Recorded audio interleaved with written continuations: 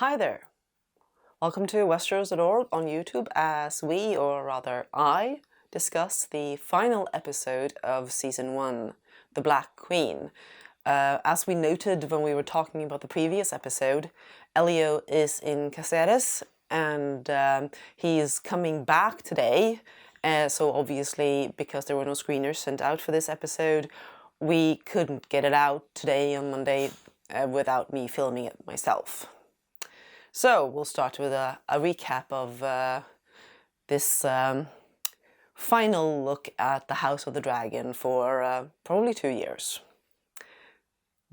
The episode opens with Rhaenyra speaking to her son Luke, who doesn't feel that he has a right to inherit Driftmark, partially because he becomes seasick apparently.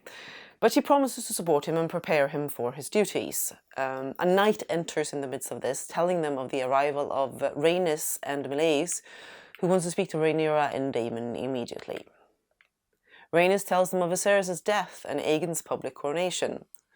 Daemon questions why she is still alive if she was there to witness it, and why she didn't burn them if she had her dragon. She answers that it wasn't her war to start, and Rhaenyra goes into premature labor, presumably from the shock of receiving this news. Daemon starts to make plans for the defense of Dragonstone, and Rhaenyra, while in labor, calls her oldest sons to her and tells them the news. She also tells Jake to make sure that nothing is done without her commanding it. He goes to interrupt Daemon's war council to tell him of Rhaenyra's command, that nothing should be done while she's in labor. Daemon doesn't pay him that much heed and instead takes him along to show him what true loyalty is, as he confronts the two Kingsguard who are with them on Dragonstone, asking them if they will recognize Rhaenyra as their queen. He promised them a quick, honourable death if they tells him right away that they won't recognize Rhaenyra, but that they will die screaming if they were to support her now and betray her later. Caceres is there to help him make that point. At the same time, Rhaenyra's labour is quite horrific, and she's refusing any help from her maids, and something is very clearly wrong. And when she finally pulls the child out of her, it is dead and quite deformed. So it's a very strong moment, and in silence we see her wrap up the child herself later on, and then her family are gathered outside. She and Daemon are beside the small pyre that they burned the body on. And it is at this point that Sir Eric arrives, having fled Dragonstone with Viserys' crown, which he now presents to Daemon while swearing his oath to Rhaenyra. Daemon then places the crown on Rhaenyra's head and kneels to her, calling her my queen. The War Council then resumes, now with Queen Rhaenyra presiding over it. They discuss their current forces and who they might have support from of the Great Lords. The Riverlands are deemed essential to win over. But Lord Celtigar points out that they have dragons, a force that hasn't been seen since the days of old Valyria, so why all this talk of men? A tally is made of the dragons, and Dragonstone has 13, though not all with riders, and the Greens have 4.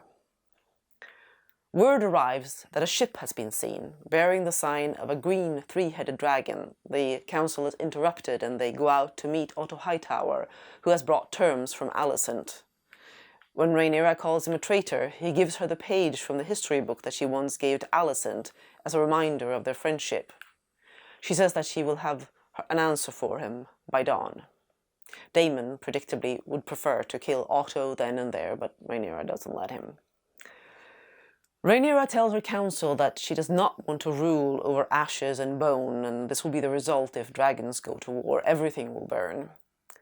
She and Daemon go aside and argue, and she brings up the prophecy, the Song of Ice and Fire, and this makes him furious, and he grabs her by the throat. She realizes that Viserys never told him about it. Corlys, who is finally recovering, arrives on Dragonstone and speaks with Rhaenys. She has been impressed by Rhaenyra's reluctance to go to war and persuades him to support her. When he arrives at the council, he announces that she has the full support of the Valyrian fleet.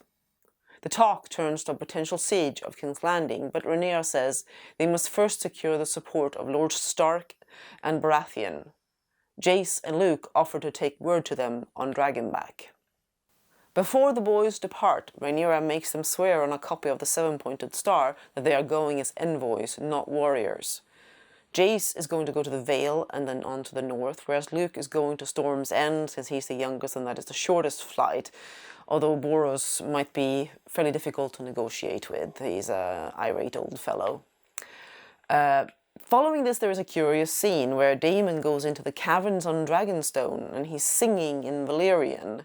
He visits a large dragon that has been confirmed to be Vermithor, and he seems to be singing for him, calming him, preparing him for being claimed later on. He is one of the ones that have been noted as being riderless. It's unclear what he's doing. And then we get back to Luke, who has arrived at Storm's End, fittingly in the middle of a rainstorm, but he finds that Aemond is already there, with an offer from Aegon. And Aemon, who's still remembering who put out that eye of his, demands that Luke put out one of his eyes as payment for the debt, and Luke refuses.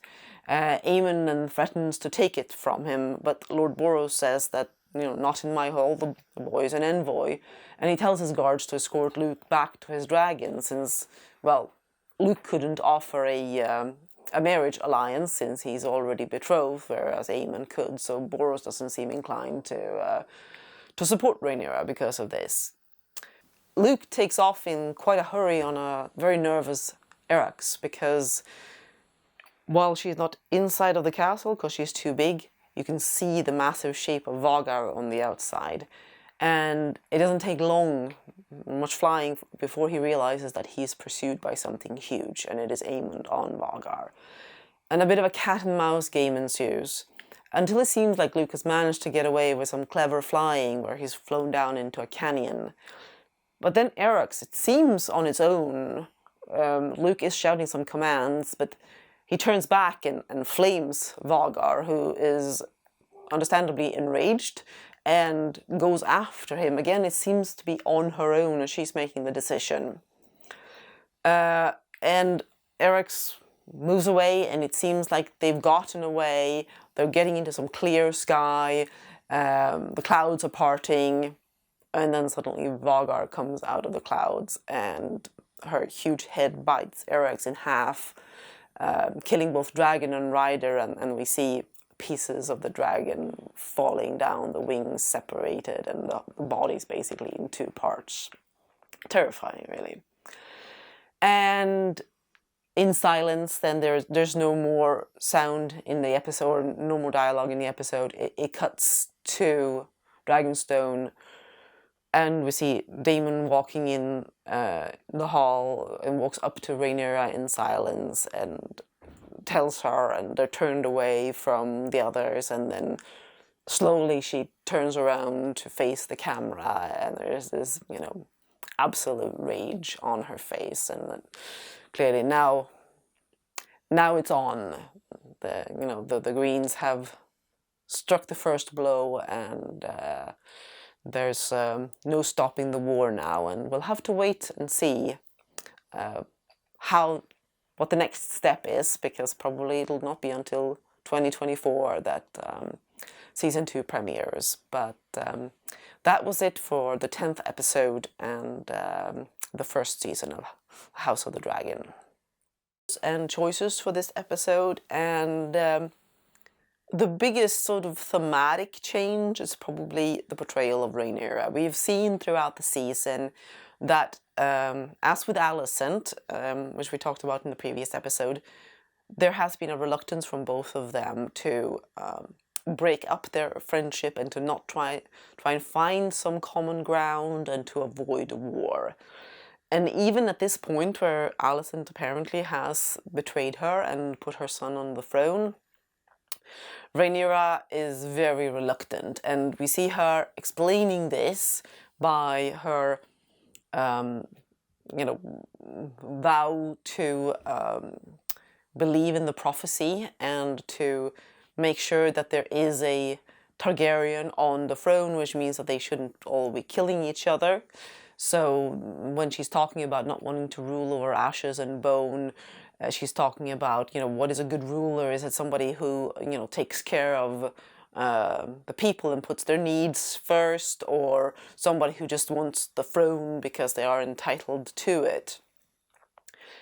So they've used the prophecy and this idea of her as a responsible ruler to make her very reluctant to go to war. In Fire and Blood, she goes into a rage upon hearing Aegon's coronation, and she also blames the death of her child, Visenya. The child is not named here in this episode, but she is in the book, and she blames it on the Greens and talk about how they've stolen her crown and murdered her daughter. So there is nothing in the book about avoiding any serious plan for a offensive war, and this alleged level-headedness and attempt to try and find peace, that's not at all in the book. She does make a counter-offer, and the offer that she receives is, as I recall, pretty close to what she receives in Fire and Blood. And she makes a counter-offer, but even so, she is planning for war on her own, and she's entirely on board with it, rather than calling it, Daemon has, gone to madness and gone to plan his war. It's very much her war in the book as well.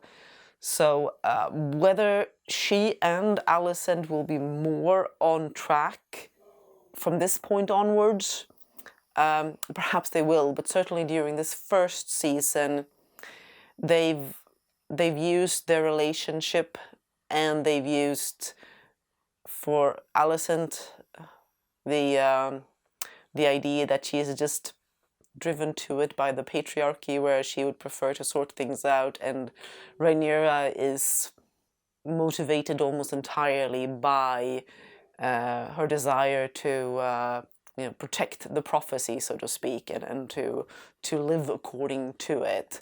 And that gives her most of her motivation, rather than her, feeling entitled to the throne and ambitious in her own right. The Kingsguard. Well, the show has changed up a little bit where the various Kingsguard are at this time. Most notably, Sir Eric Cargill was already on Dragonstone in the book, and it was Sir Steffon Darkland who slipped out of King's Landing with the crown to deliver to Rhaenyra. Also, there's no hint in Fire and Blood that their loyalties were questioned in the way that we see in this episode, or that they were required to re-swear themselves. It was assumed that they would be loyal until proven otherwise. Here they wanted a little bit of that tension, I guess, to see whether they would, in fact, accept her as queen, and to make Eric's arrival more poignant, I guess. Now, in the previous episode, when we saw Aegon being crowned, apparently closed captioning identified him as Septon Eustace. However, when Rhaenys arrives to tell the news to Rhaenyra and Daemon, she says that it was the High Septon that crowned Aegon. So this may be some sort of mistake in this episode, because it said Septon Eustace in the closed captioning for the previous episode. And that is, in fact, who oversaw the ceremony in the books.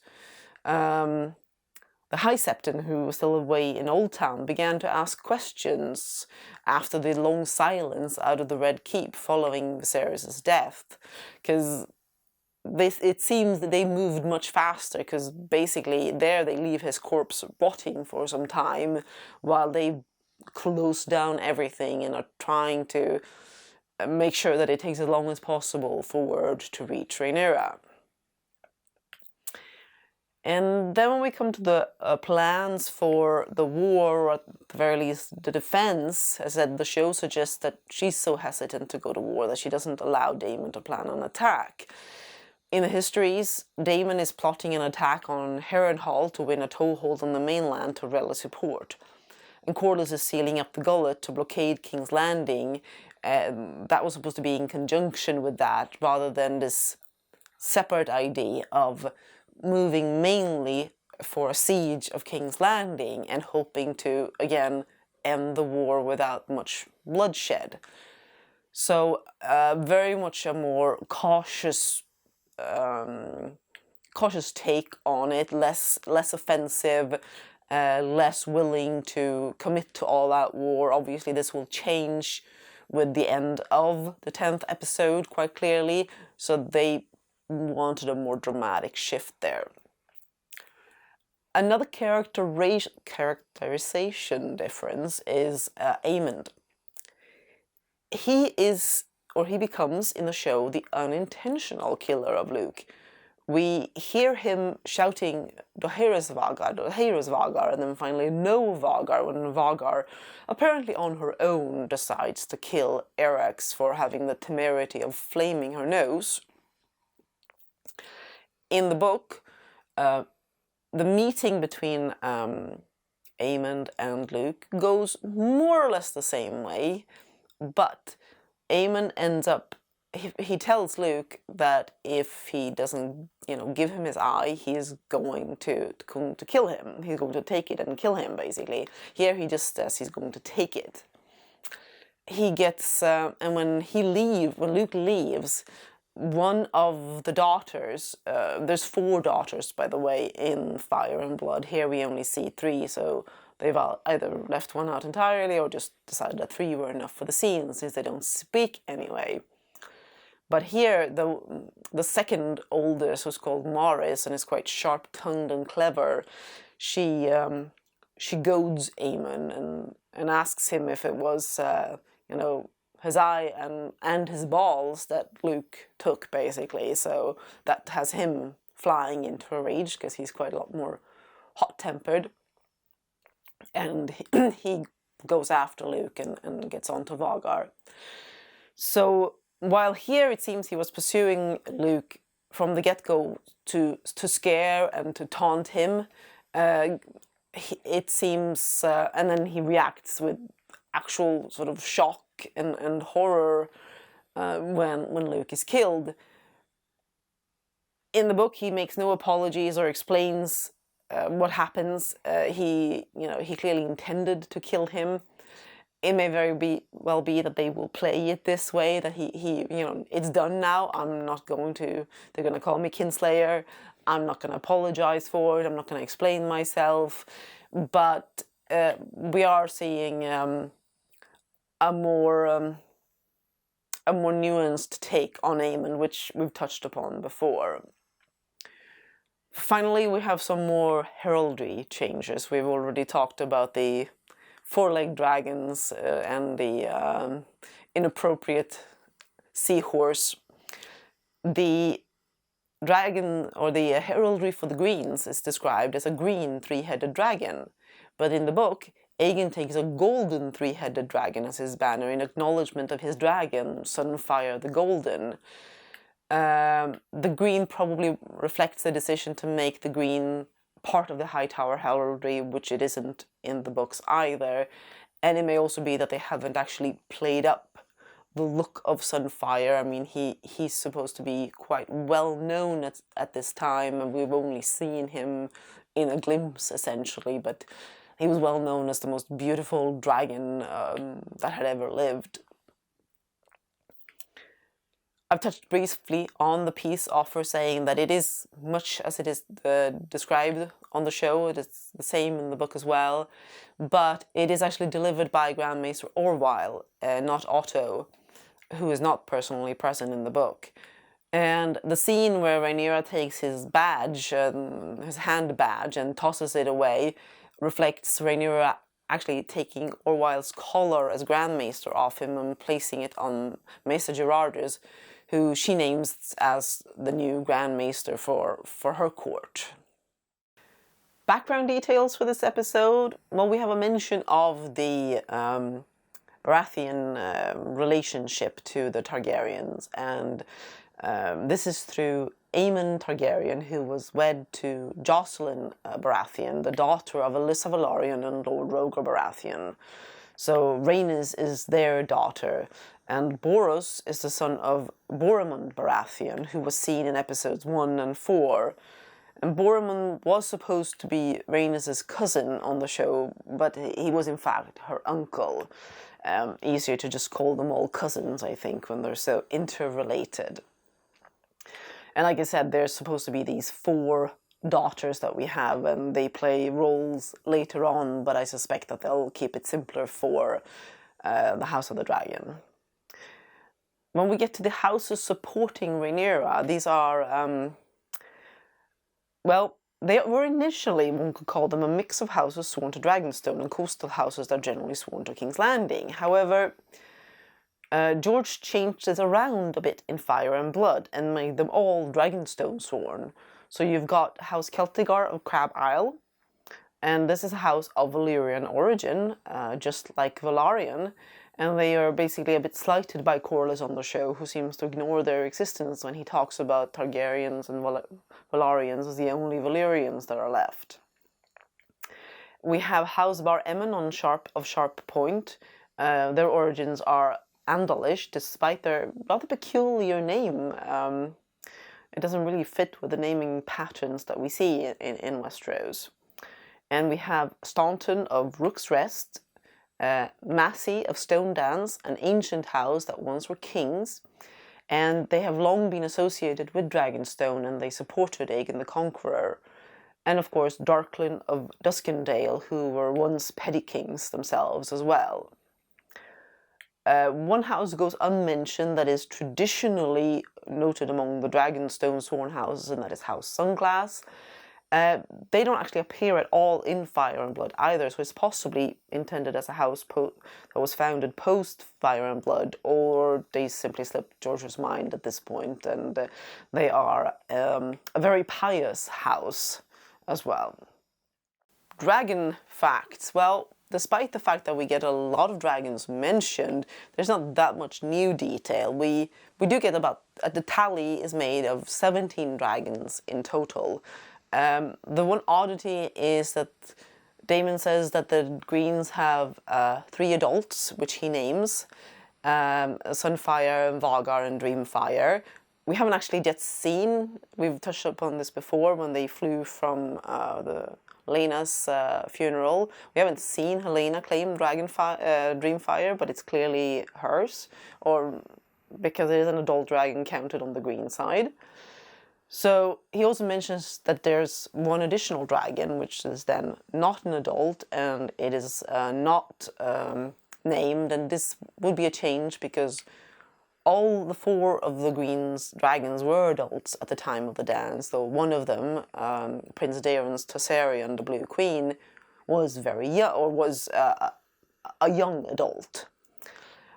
This may play into the whole bit about them at this point not quite having decided whether they're going to be having Daeron or not. George has said that he expects him to be in season 2, but it seems that they've left it a bit open by not naming his dragon. Maybe they were intending to have another rider for it. And then we have the 13 dragons on the Dragonstone side. And the new ones, obviously we get the mentions of Vermithor and Silverwing. Silverwing being Good Queen Alisani's old mount, Vermithor being the old king's mount. And then we have the wild dragons, Cannibal, Grey Ghost, and Sheep Stealer. And like I said before, it seems to be Vermithor in the caverns. It's really the only... Well, Silverwing could have been an option as well, but for the size of the dragon, it seemed likely that it was Vermithor. And this is, as I said, the dragon of Jaehaerys I, the largest dragon after Vagar, and he's not been ridden since Jaehaerys' death. So, presumably, like I speculated earlier, Daemon is there to pave the way for finding a rider for Vermithor by having a little chat with him and telling him not to eat the potential riders. We expect that this will be a significant part of one or several episodes in season 2, the finding of riders for the various unclaimed dragons. That would make it, I think, 6 unclaimed dragons with Let's see, we've got Vermithor and Silverwing, and of course the Sea Smoke, who supposedly has a dead rider, and then the 3 wild dragons. Baela's Moon Dancer is actually quite small, so counting on that one for actual fighting would be a little odd. But anyway, there's a significant number of dragons, and like he says, he has 20 eggs incubating, although it would take a long time before any of those were of any use in a war, so he must be planning a very long war. But the sad part, of course, is that, as we saw in this episode, and yes, I got kind of sniffly when I saw this, we are going to start seeing these dragons dying. And the death of the young Erax he doesn't have a chance against Vagar. He just gets clipped in half like a, Chihuahua being attacked by a pit bull or something, and it's just instantly dead. And I think it's going to be tough to watch, and seeing what happens to some of these dragons later on. I think most people realize that the House of the Dragon and the Dance of the Dragons, even if they haven't read the material, it's not great news for dragons. And I think that's going to be the hardest thing for me to watch going on, actually. But we'll see what's going to be in the next season, and how perhaps we will speculate before the season starts at some point how long we expect it to stretch, doing a more spoilery video for those who have read the material. What do we think is going to be in season 2? We've talked about also doing a bit of a season 1 overview together once Elio is back home. I don't expect this right away. It may be later this week or beginning of next week that we will look at doing something like that. Perhaps taking some questions beforehand and seeing what people would like us to discuss about the first season, and looking forward to the second season. It's so far, like we said, we've been trying to avoid reviewing too much. I have a habit of slipping into it anyway. We have, for the most part, enjoyed it very much and looked forward to each episode. There are definitely changes that we've not been on board with, but none that have been like, nope, can't continue watching these. The overall shape of it has stayed quite true to Fire and Blood. So yes, you'll probably see me and Elio soon-ish anyway, and then we will see what we do in the long wait up until season 2. So until the next time.